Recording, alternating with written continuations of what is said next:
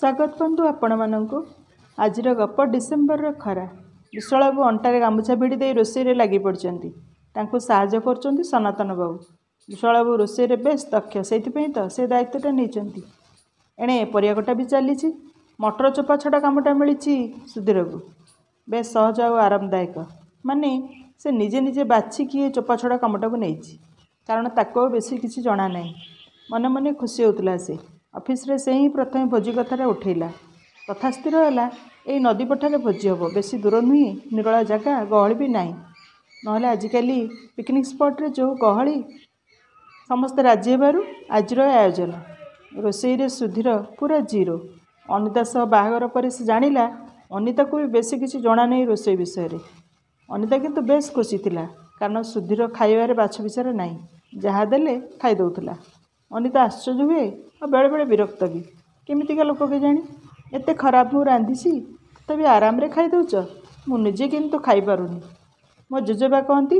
आहारे भल मंद नहीं जिस्ताने जमंत मिलई सब प्रभु प्रसाद भाभी खाईदा कथा छेना गुड़ ना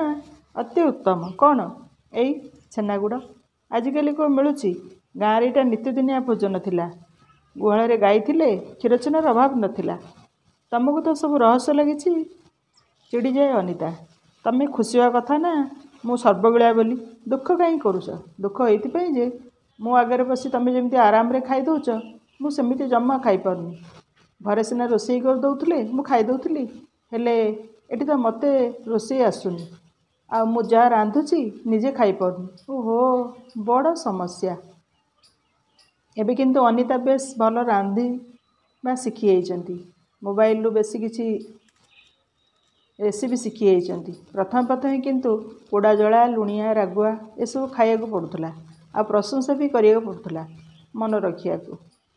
पिलादिन रे बापा पिलादिने बो और बड़ बो सुधीर को बेस भल पाउथले तार ये खाइबा गुण पाई बड़ दी भाईंकर दुनिया अभियोग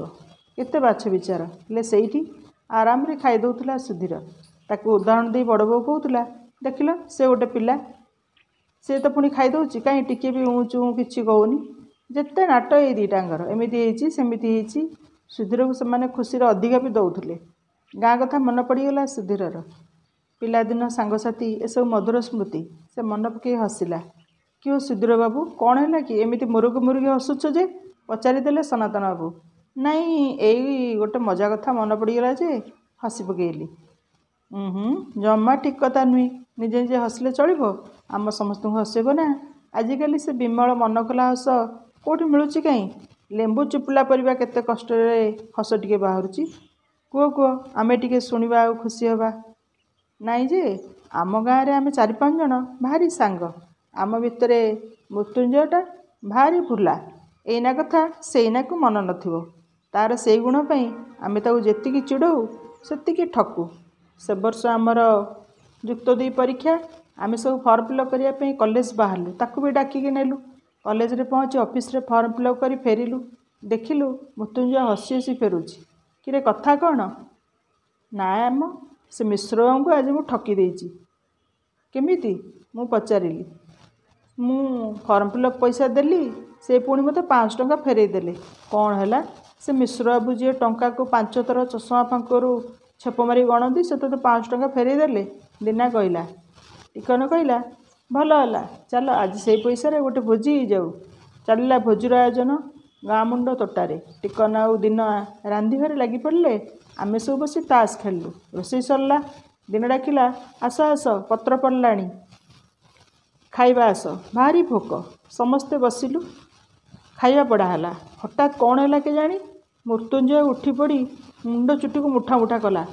कि कौन है एमती भूत लगिला पर ठिया पड़लु जे हे भगवान आज सकाଳେ मु कॉलेज गला बेले भाउज मते 5 टंका दे झीपाई औषध आनिया कही मु से पैसा को फॉर्म फिलअप पैसा मिसई मिश्रा को दे दी से मते 5 टंका फेरे देले मोर तो औषध कथा टिके भी मना नहीं एबे कौन हम भाउज निश्चय रागिबे टिकन ताको बसई दे कहला देख भाई जा हबार है तू व्यस्त हेले कौन हम रोषे तो सरलाणी आमे सब खाया बसिले बरं भल हम तू भोजी खा आमे सब मिसी तो 5 टंका फेरई देबू सुधीर कथा सरला बेलू ହସର ଏକ ଲହରୀ ଖେଳି ଯାଇଥିଲା ଓଠରୁ ଓଠକୁ ସମସ୍ତଙ୍କ ମୁହଁରେ। ଠିକ୍ ଡିସେମ୍ବରର ନରମ ଖରା ପରି ବେଶ୍ ଆରାମଦାୟକ। ବିଶ୍ୱାଳ ପଛପଟୁ ଡାକୁଥିଲେ, ପତ୍ର ପଡ଼ିଲାଣି, ରୋଷେଇ ଶେଷ। ଆସ ସମସ୍ତେ ଖାଇବା। ଧନ୍ୟବାଦ ବନ୍ଧୁ।